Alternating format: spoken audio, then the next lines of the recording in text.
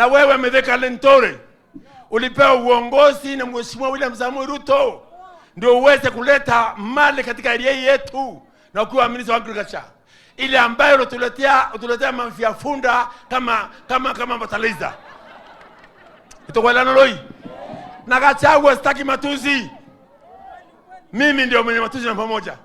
Honde murumani namba mwangu anakuwa ati matuzi yangu nilifungia kwa stoba na Gachagua ya kwamba mimi nakuya kwamba ulikuwa DCDO 1992 Molo, watu walipigwa vya kutosha, hatukuongea. Ulikuwa ndio 1994 ukauza Sakula relief, watu wakafa wote Kibukabos. Ulikuwa ndio 1995 watu wale wote wakula Kiptines wote walikufa kwa sababu yako. Ulikuwa ndio wakati huo bibi ya Matiba mama yako ukasikilia yeye akawa raped mbele ya watu. Tunajua kila kitu ambayo umefanya Gachagua.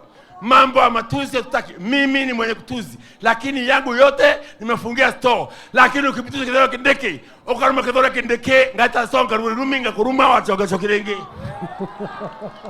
Ibo kwa ndaboloi.